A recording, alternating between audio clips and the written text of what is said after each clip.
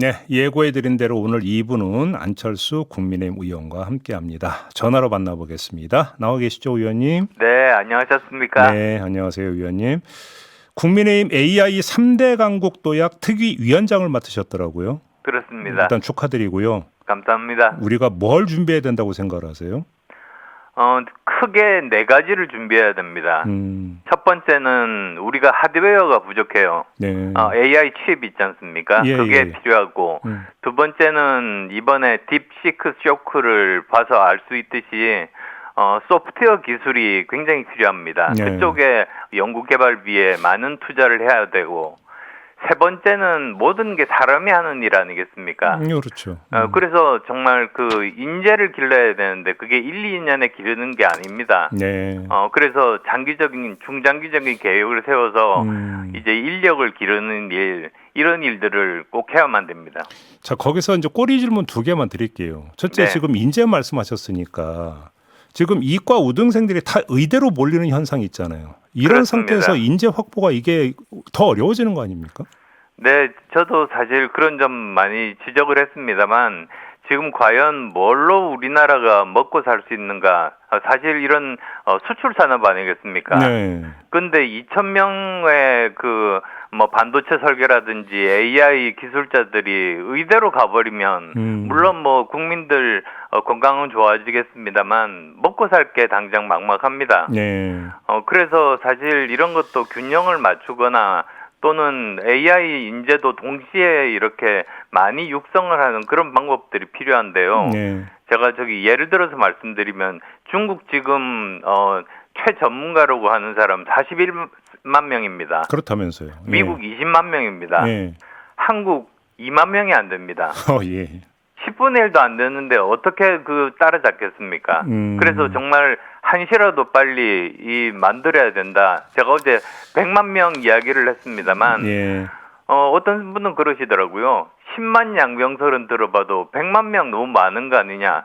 절대로 그렇지 않습니다. 왜냐하면 옛날에는 1차, 2차, 3차 산업혁명은 도구를 만드는 거였습니다. 아, 그렇죠. 예. 그러니까 그 도구를 만든 도구를 사용하는 전문가만 기르면 되는데요. 예. AI는 거의 전 분야에 다 걸쳐서 필요합니다. 네.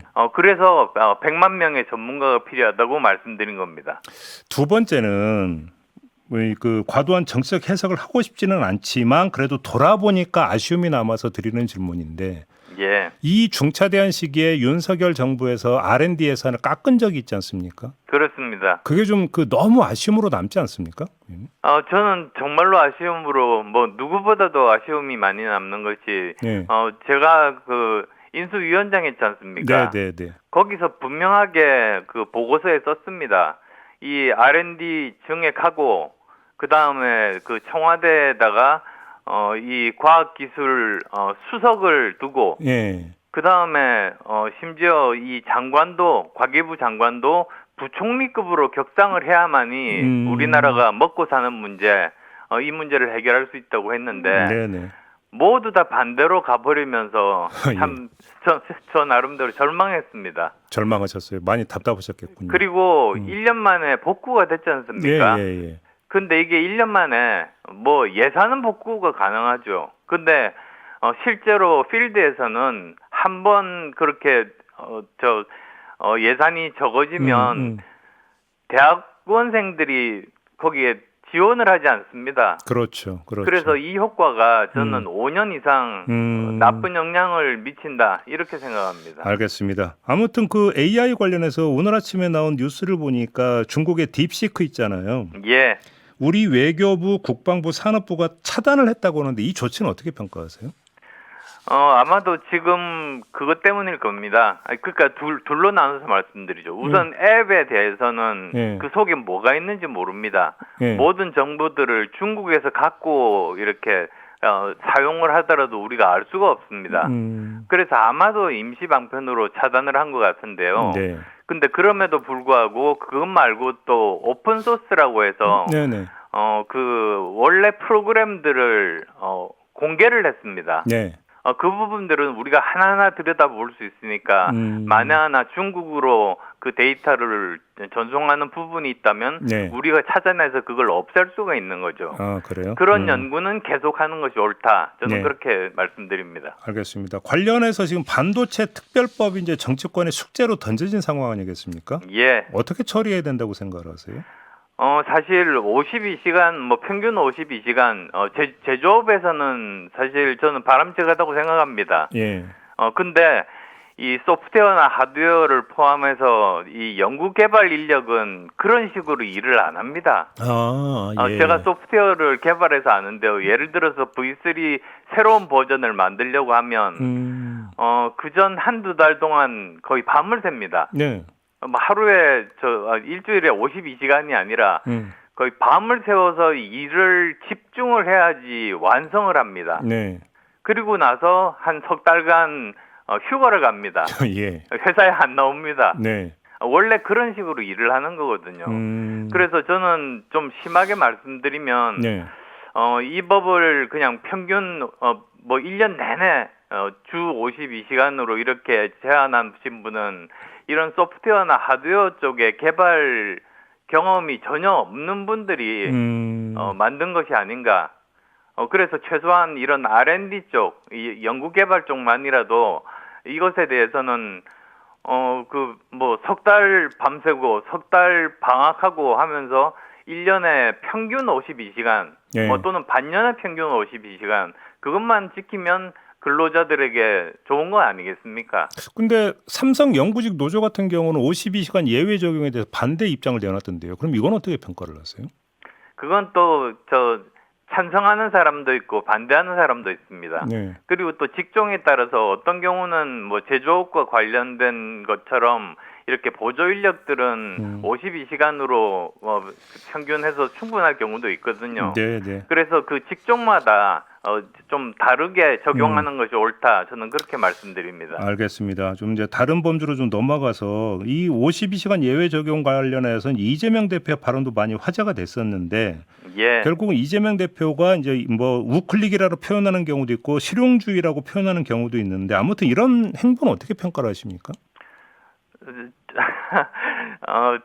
제가 사실 솔직하게 말씀드릴게요. 네. 굉장히 좀 약간 당혹스러웠습니다. 왜냐하면 지금까지 있는 돈 나눠주게 하자고 하다가 갑자기 성장 말씀하시고 네. 금투세 부분 해야 된다고 하다가 갑자기 폐지하시고 52시간제 고집하다가 갑자기 유연화하시는 예. 그런 말씀을 하시는데 예. 지금까지 주장과 전혀 반대 아닙니까? 예. 근데 그렇다고 하더라도 사실 이게 선고용이다, 믿을 수 없다 이런 말씀도 있습니다만 네. 이런 하신 말씀이 그대로 지켜지기를 정말로 바랍니다. 아, 그래요. 그 말을 바꿨든 뭐하든지 간에 최근에 내놓은 대로 실천만 했으면 좋겠다 이런 말씀이십니까? 예, 현 상황에서 우리가 살아남기 위한 예. 정말 유일한 방안이라고 저는 말씀드리고 이게 이재명 대표의 진심이기를 정말 바랍니다. 알겠습니다. 그다음에 의원님이 소속된 국민의힘 관련인데요. 어제 어떤 뉴스가 나왔냐면 그 부정선거 점검 특별 점검위원회를 설치하는 내용의 특별법안 발의를 준비하고 있다는 보도가 나왔거든요. 예. 혹시 보셨는지 모르겠는데 어떻게 평가하십니까? 저는 지금 현재 선관위의 부실 관리는 분명하게 있습니다. 그건 사진으로부터 여러 가지 증거들이 자료들이 있으니까요.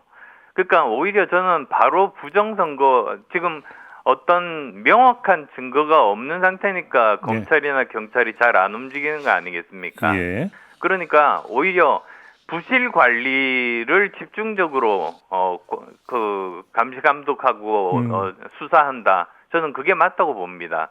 그래서 거기에서 어떤 이상한 그런 부분들이 있다고 한다면 예. 그 부분을 파헤치면서 과연 나중에 그게 부정선거로 이어질지 안 이어질지 예. 그거를 조사하는 그 순서가 사실은 음. 방향이겠죠. 그러면 저 부실 관리라는 표현을 쓰시는데 좀 더 풀어주세요. 어떤 점에서 부실 관리라고 보시는 겁니까?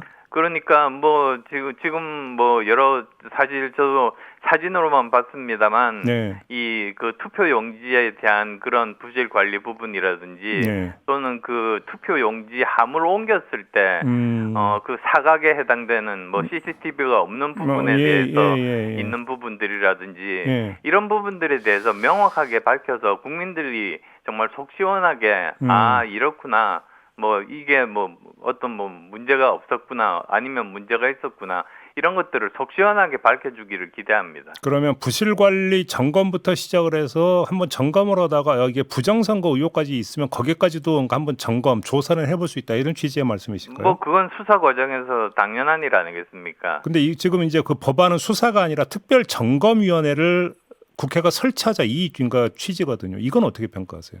예, 그러니까 저는 또 말씀드리지만 이런 부실 관리에 대한 점검 차원에서의 그런 조사를 먼저 해야 된다. 그게 제 생각입니다. 그래요. 근데 아무튼 부정선거 음모론과 관련해서 이걸 이제 반박하는 입장은 지금 뭐 수사나 재판 이런 120 몇 번 있지 않았느냐. 한 번도 지금 그 부정선거라는 결론이 나온 적이 없다. 이 반박은 어떻게 평가를 하세요? 예, 그러니까 지금 현재 그러니까 저 검찰이라든지 경찰에서 이것에 대해서 저 아주 깊숙하게 수사를 하고 있지 못한 이유 아니겠습니까? 그래서 저는 조금 약간 벗어나서요. 이 문제를 가장 잘 해결하고 전 세계에서 가장 잘 해결하고 있는 나라가 바로 에스토니아입니다. 예. 그게 저기 유럽에 있는 핀란드 바로 옆에 네. 있는 조그만 나라인데요. 예. 그 나라는 모든 투표를 블록체인으로 합니다. 예. 근데 블록체인은 아시겠습니다만 이거는 중앙 서버에 하나만 놓고 있어서 해킹으로 이렇게 변조할 수 있는 것이 아니고 분산되어 있고 서로 체크를 하기 때문에 네. 한쪽이 조금 이렇게 변형을 하려고 해도 금방 알아차리고 변형이 거의 불가능합니다. 네. 그래서 이거는 안심하고 이건 부정선거가 전혀 없는 그런 시스템입니다. 실제로 에스토니아에서 이미 몇 년 전부터 쓰고 있고 아무런 문제가 없습니다. 지금 근데 의원님의 말씀은 오히려 지금 그 국민의힘 그 안팎에서 나오는 일부 주장, 오히려 수개표나 이런 쪽으로 가야 되는 주장과는 정반대의 말씀이신 것 같은데요. 네, 그게 지금 우리가 앞으로 정말 100년을 내다보면 네. 이걸 언제까지나 인력을 동원해서 수개표를 계속하기는 힘들지 않습니까? 네. 그러니까 이것들을 한꺼번에 뭐 우리나라 지금 현재 에스토니아가 130만 명이니까 수원시 인구 정도거든요. 네. 그걸 갑자기 4천만 이상의 이런 큰 규모로 하기는 힘드니까 네.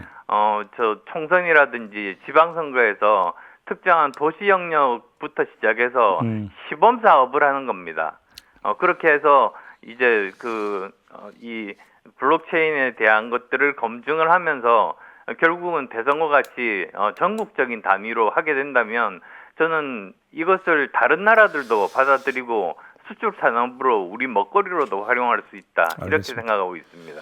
자, 권성동 원내대표와 권영세 비대위원장이 윤석열 대통령 접견하고 왔고요. 내일은 그 윤상현 의원하고 김민전 의원이 접견하러 간다고 하는데 이런 움직임은 어떻게 평가하십니까?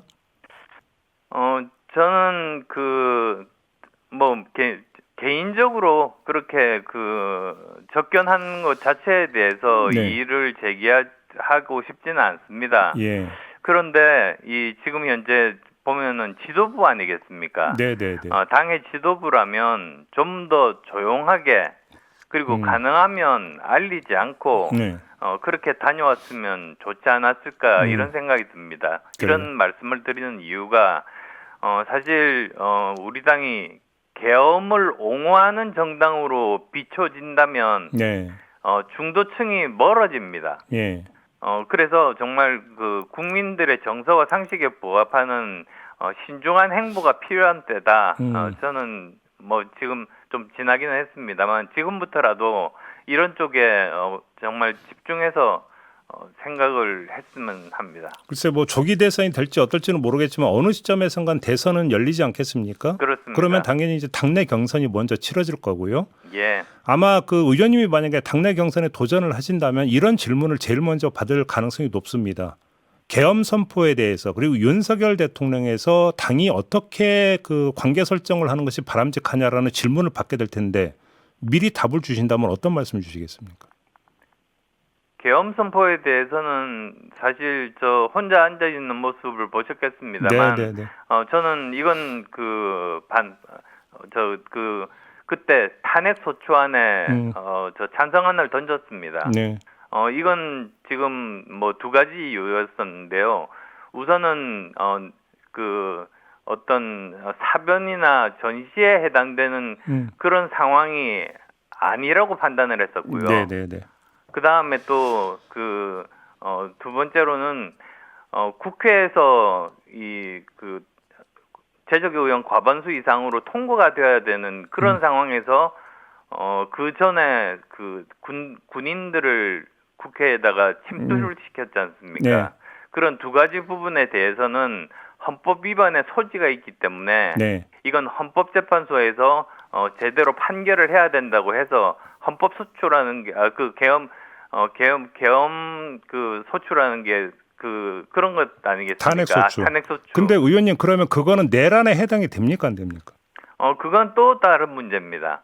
그래서 그거는 형법에서 지금 1심, 2심, 3심까지 지금 진행이 되고 있는 것 아니겠습니까? 예. 그럼 윤석열 대통령과의 관계는 어떻게 설정돼야 된다고 생각하십니까? 그건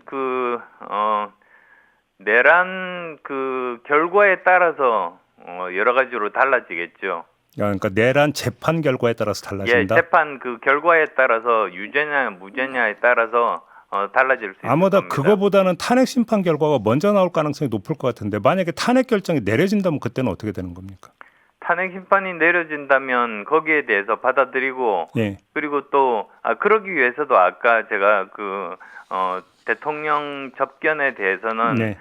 좀 더 조심스럽게 접근하는 것이 옳다고 말씀드린 만약에 이유도 파면 결정이 그겁니다. 내려진다면 당이 윤석열 대통령과 손절해야 된다. 그러니까 당원 자격도 유지되면 안 된다. 혹시 이렇게 생각하십니까? 그건 뭐 지도부에서 판단할 문제겠죠. 그래요. 알겠습니다. 짧게 시간이 다 됐는데 내란 특검법에 이제 반대한다는 입장을 내놓으셨는데 그 이유가 뭘까요? 내란 특검법 반대하는 이유가 이제 더 이상 특검의 필요성이 없어졌기 때문입니다. 기소가 됐기 때문에. 네, 그래서 예. 사실 특검의 목적이 수사인데 이제는 재판으로 넘어갔으니까 할 일이 없어진 거죠. 알겠습니다. 그래서 반대했습니다. 네, 오늘 말씀 여기까지 듣겠습니다. 고맙습니다, 의원님. 네, 감사합니다. 네, 국민의힘의 안철수 의원이었습니다.